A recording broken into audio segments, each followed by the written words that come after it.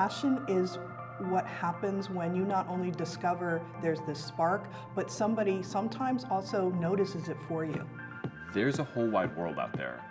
You will find something interesting, go find that something interesting, and come back with it to the class. They have an embodied felt level sense of learning. You can't learn just up here. Like, learning doesn't just happen up here. Learning is an integrated process. Learning, really, I mean, learning sort of starts at the heart. There's just like this environment where you got to learn about the general topic and then go into something you're more passionate about and then learn from what other people were passionate about too, which is really special. The workflows of the future are all about, okay, you've got a problem you have to solve. For students to understand that there's a very individual component to that, there's a brainstorming component to that, there's a group component to that.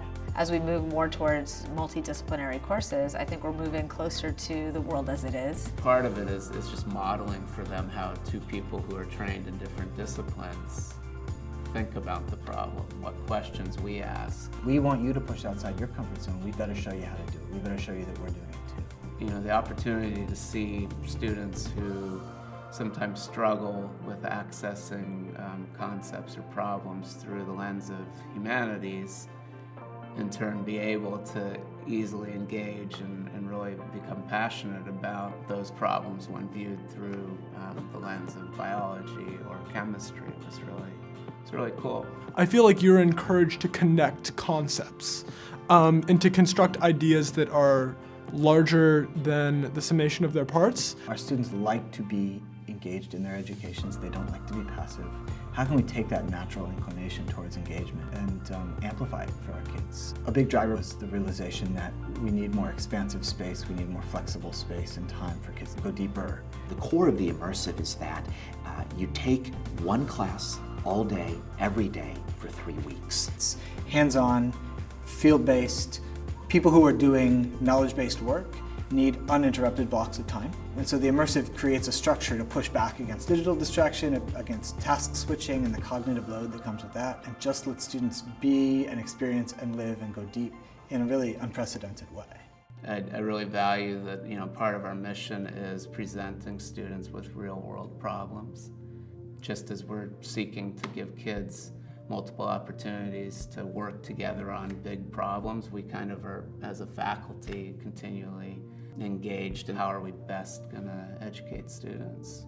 How do you generate ideas? How do you find a foothold into the project? How are you approaching this? What's your deliverable? What are your benchmarks? They learn very quickly that to develop ideas, you need to generate an awful lot of them to start with. They make space to step back and reflect, and then they make space to play and have exploration sessions where they're not making something just for the product, but they're working their brain in a different way, so they're loosening up, almost like an athlete warms up and stretches and gets the blood flowing in a different way.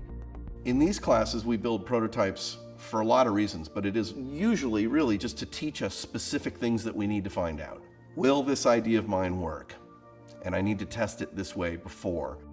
I think we also work a lot on resilience and being okay with complexity and not always really knowing the answer. You know, when a student is stuck, they've got to be in it. That's also a life skill. Like, you've got to just wade in that sticky, mucky mud.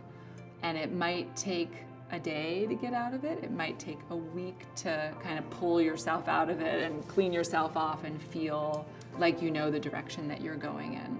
I know that I've succeeded when, one, I'm excited about what I'm learning, because that means that to some extent I'm engaging myself and I'm challenging myself.